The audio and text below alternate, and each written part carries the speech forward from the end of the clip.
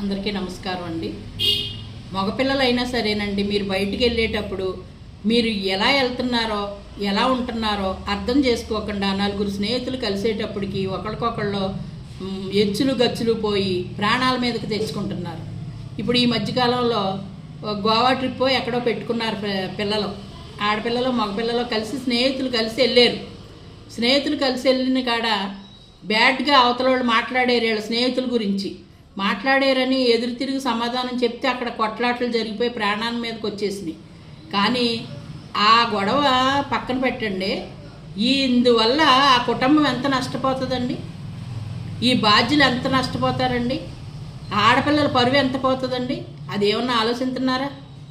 మీకు విలాసాలు కావాలి, వినోదాలు కావాలనుకుంటున్నారు, కానీ తల్లిదండ్రులని ఈ వయసులో మనం ఎంత బాధ పెడుతున్నాం, వాళ్ళు అనారోగ్యంతో ఉన్నారో, మన వల్ల వాళ్ళు ఇబ్బంది పడతారు, వాళ్ళ జీవితాలు ఏమైపోతాయి, మన వెనకాల అన్నదమ్ములు అక్క చెల్లెళ్ళు వాళ్ళ పరువులు ఏమైపోతాయి, మనకంటూ ఒక కుటుంబం ఉంది కదా అని ఒక్క నిమిషం ఆగి ఆలోచించి మీరు ప్రయాణాలు చేసినా, మీరు ఎక్కడికైనా వినోదాలకు వెళ్ళినా, విలాసాలకు వెళ్ళినా, ఎక్కడికి వెళ్ళినా సరే ఒక్కసారి కుటుంబం గురించి ఆలోచించండి. ఆ తల్లి మీరు కడుపును పడిన కాడి నుంచి ఎంత కష్టపడి ఎంత ఆవేదన అనుభవించి భోజనం తినని రాత్రులు, నిద్రపోని రాత్రులు ఉంటాయో ఆ తల్లి పడిన కష్టం ఎంత కష్టం అండి. కడుపులో మోసి కని పెంచిన తర్వాత ఆ తండ్రి అష్టకష్టాలు పడి తన సుఖాలు పక్కన పెట్టి మీకోసం రూపాయి తెచ్చి మిమ్మల్ని పెంచి పెద్ద చేసి చదువులు చెప్పించి మిమ్మల్ని ప్రయోజకుల్ని చేస్తే మీరు కడక తల్లిదండ్రులకి మిగిల్చేది ఆవేదన తప్ప మీ ఆలోచన లేని పనుల వల్ల ఆవేదనలు మిగులుతున్నాయి.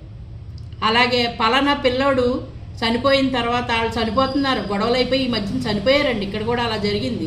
అయితే చనిపోయిన తర్వాత ఆ పిల్లోడు పలానా చోటకి వెళ్ళాడంట, పలానా గొడవ వల్ల చచ్చిపోయాడంట, పలానా దాని వల్ల చచ్చిపోయాడంట. అంటే దీని గురించి ఏడవాలా, ఆ చచ్చిపోయిన బిడ్డ గురించి ఏడవాలా, వీళ్ళ ఆరోగ్యం బాగోలేదని ఏడవాలా, ఏ రకంగా బాధపడాలండి ఆ తల్లిదండ్రులు? నిజంగా తల్లిదండ్రులకి చేతులెత్తి దండం పెడుతున్నానండి. ఈ పిల్లల చేయి దాటిపోయి మీ మాట వినకుండా వెళ్ళిపోయేటప్పుడు వాళ్ళ గురించి ఎక్కువగా థింక్ చేసి మీ ఆరోగ్యాలు పాడైపోయి మీరు మంచాన్ని పడే పరిస్థితులు తెచ్చుకోకండమ్మా. ఎందుకంటే ఇప్పుడు నేను చూశాను, చాలా ప్రాబ్లమ్స్లో ఉన్నారు ఆ తల్లిదండ్రులు. ఎంత బాధ అంటే బిడ్డల గురించి బెంగ పెట్టుకుని అంత బాధపడుతున్నారు. మీరు ఒక్క నిమిషం ఆలోచిస్తున్నారా ఆ తల్లిదండ్రుల గురించి? ఇంత కష్టపడి పెంచిన తండ్రి, అంత కష్టపడి కన్నా తల్లి, ఈ తోడబుట్టినోళ్ళు ఎవ్వరో మీకు గుర్తురారు. ఆ టైం అప్పుడు స్నేహితులు స్నేహితులు స్నేహితులు ఉండొచ్చు, స్నేహానికి ఒక అద్దు ఉండాలి, అద్దు గీసుకుని బతకాలి, విచ్చలవిడితనం పనికిరాదు.